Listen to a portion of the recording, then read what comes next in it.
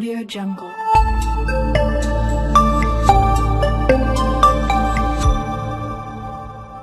Audio Jungle.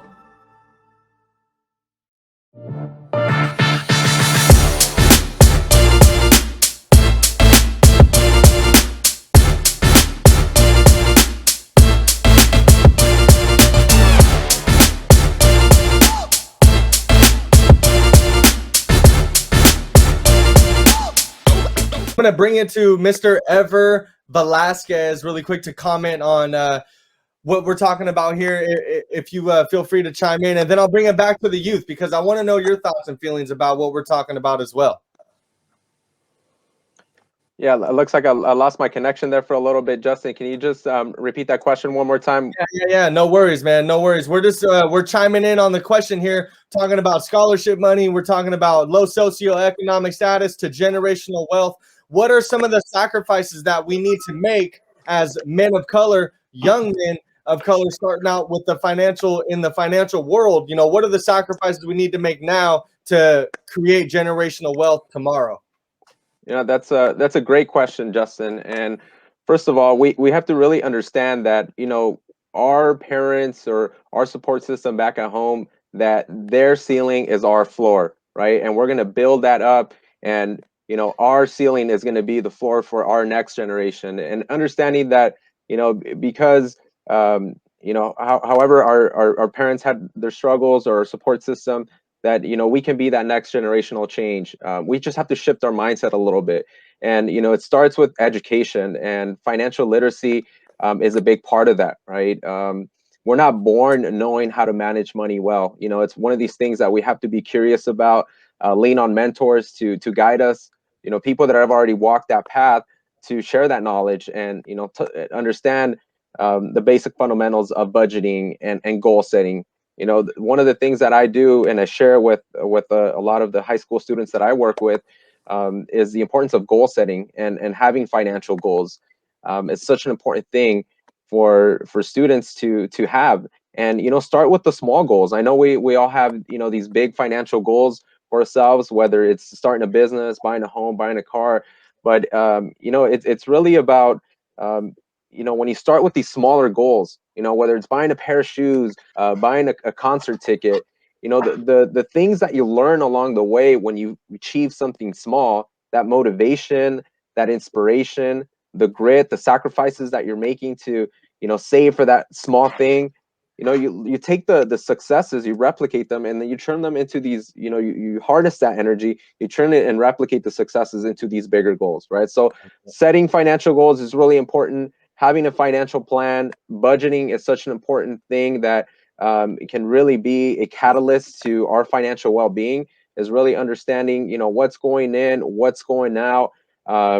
Spending less than what we earn is the #1 rule in that. We have to be able to spend less than what we earn, because if we don't, then, you know, chances are we're not going to be able to save and stick to a savings plan, right? It takes 66 days to create a habit, and a savings is part of that. And so we just have to shift our mindset and understand, you know, that this is something that we can do. We just have to be patient, save a little every day, save early, save often, and we can certainly get there if we're patient with it. So those are some, you know, words of advice that I can share with the youth.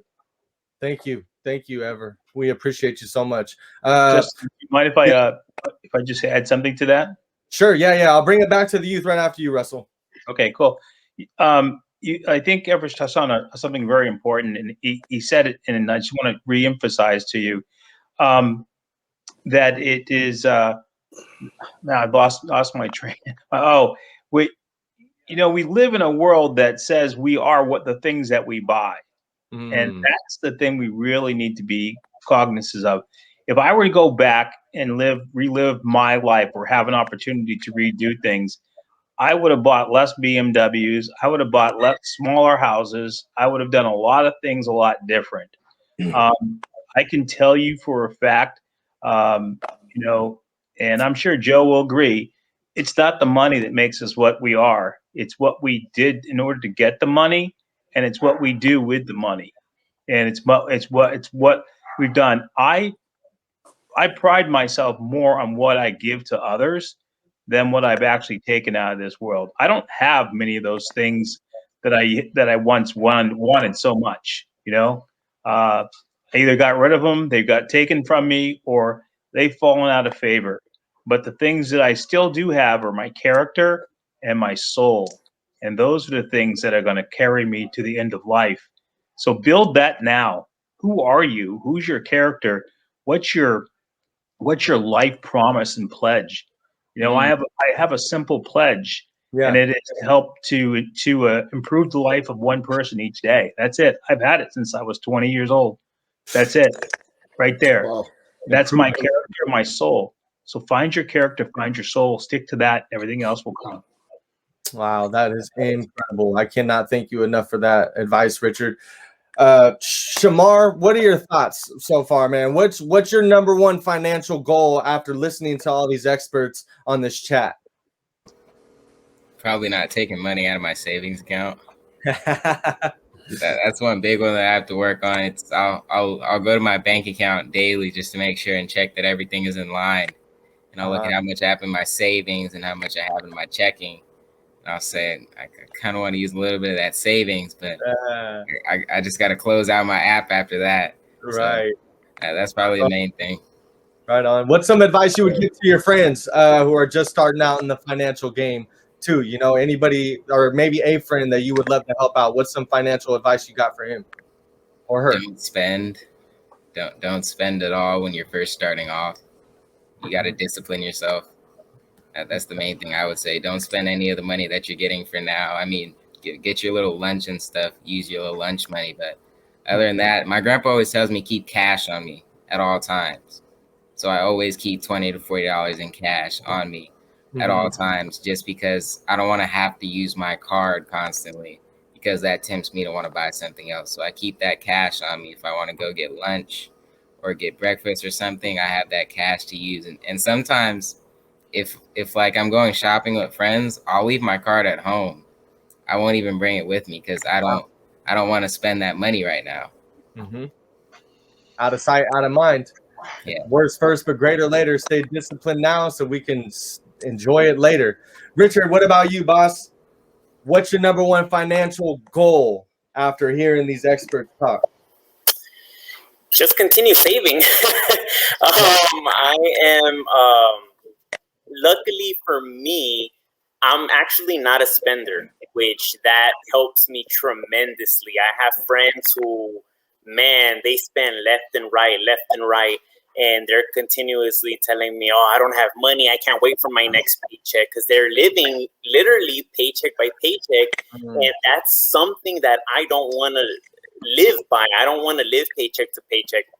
I want to have that 6 months of emergency funds or a year of emergency funds if possible, to later on invest in anything that I see fit, to later on own a house of my own, or maybe even buy a house to rent it out and make more money at that.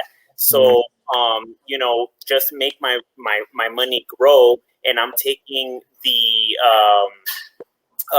other people's experiences, whether it's bad or good, to help me in the long run. So again, luckily I'm not a spender. That doesn't mean that I don't spend on anything, but I mean, when I see, small things like a t-shirt or, anything material, I think about it twice, sometimes even 3 times. And a lot of my friends are like, you're cheap. It's just $10, buy it. But I think about it and it's like, well, I have a closet full of t-shirts. Do I really need another one? And so that's another thing that I always think about, the things that I need versus the things that I want. And so sometimes when we want things, that's sometimes greater than the things that we need. And we always tend to spend on things that we want. And so that, I guess that's one thing another thing that I try to live by is just keeping my necessities, having fun. My favorite thing to do is going on vacation.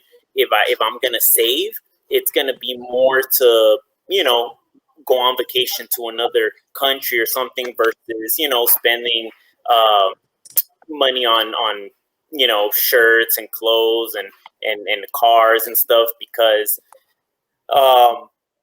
again, about credit cards, I spend a little bit, every little swipe, $5, 75 cents, $10. Then that bill comes at the end of the month and it's like, boom, $1,000. I'm like, what? So it's like, okay, I gotta tone it down. So those small charges, they accumulate over time. So yeah, I just keep track of how much I spend. Mentally, it's not like I journal or anything, but mentally, my dad he journals everything that he spends on, savings, all that stuff. He keeps a checkbook, to track everything. So those are my goals. Just simply keeping it simple, living life, not struggling financially, and doing me. Right. No, it's a great point. And what about setting our life up later on?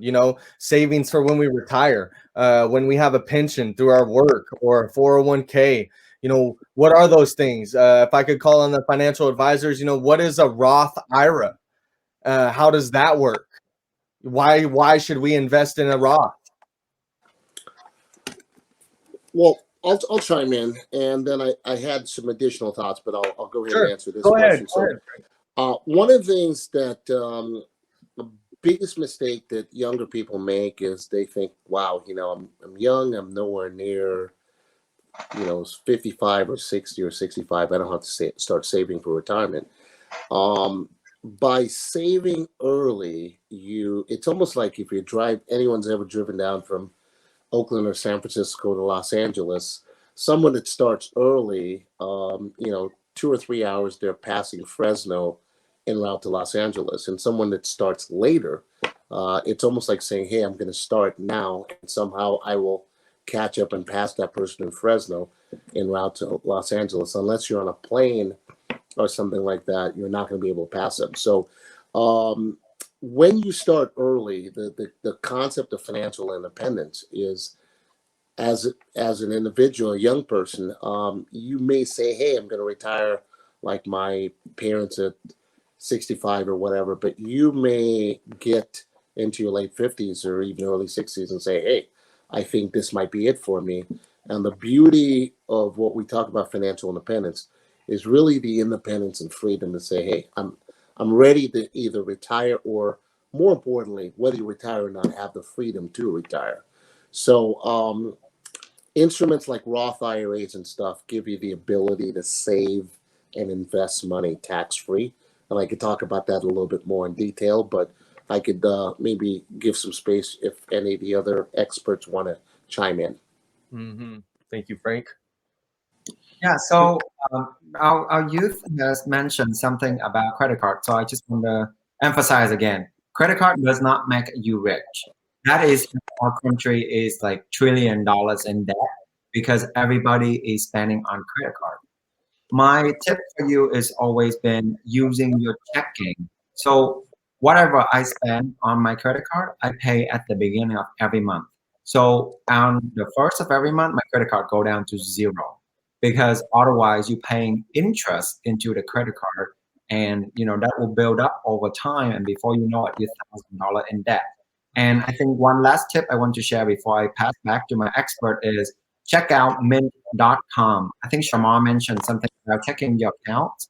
That's a lot of time that you can spend earning money applying for scholarship.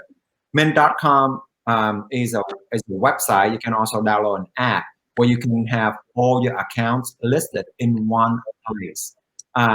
You have an option to either pay bills with that service as well. I opted not to. I use it more for the viewing features of it. So all of my accounts is in one place. All the transactions are listed. And so in the morning, I scroll it first thing in the morning, so I know exactly which transaction is going in and out and where's my money. I love it. Yeah, Joe brought it up very early in the conversation. He said budgeting, zero-based budgeting. So how much money do you make? I make $100, and how much money do you spend? I have 10, 15, 18, 26, 30, whatever it is, amount of expenses to the bottom line. And then whatever's left goes into savings. Mhm. And then when you have the extras, you have savings. But now that doesn't say take away all your fun, but it does say make sure you make a considered effort to understand where your money is going, and get started early. I'll tell you this: I got lucky because when I first got out of college, they had a thing called a 401k. I don't know that I even know what a 401k was, but they said I could put a lot of money in it. So I put as much as I could. I put up to the maximum every single year in my 401k. And I never even looked at it. And then when I was 30, maybe 30 years old, 20, 28, 30 years old, I was getting married and I wanted to buy a house. And I was like, wow, where am I going to get the down payment?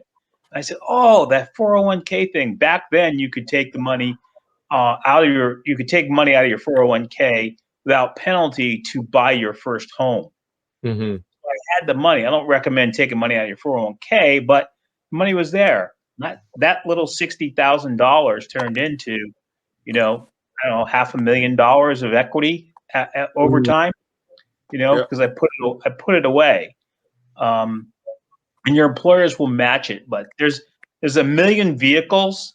Like I said before, there's a million vehicles. Can you list off a couple, Russell? Can you list off a couple? Sure. You got. Someone mentioned CDs. I say keep away from CDs. They lock your money up. That's just the bank taking your money and holding it. Money markets pay better than a bank, so they're better and they're more flexible. When you're investing, there's you've got the Roth IRA. You're all available for Roth IRA because you make less than 59 and a half and after. You put money in until you're 59 and then you can't get it till then. Correct? Yeah. So that, I would, there's just so much to do. I'm sure Joe and I would share our numbers with you if you wanted to call afterwards. Right. Go see somebody at Schools Financial. Go see someone at Wells Fargo. Go see someone that you trust and know. Google anything you want. Basic savings account procedures. How do I start out savings? Investing 101 in Google. It's all out there for you. Dave Ramsey says something like he says this is very, very important. Don't buy anything you don't understand. And I'm looking at you young kids. I'm saying don't pick up the Robinhood app. Don't do it. Don't do it. I love that. Thank you, Russell. I appreciate it. That's some good advice.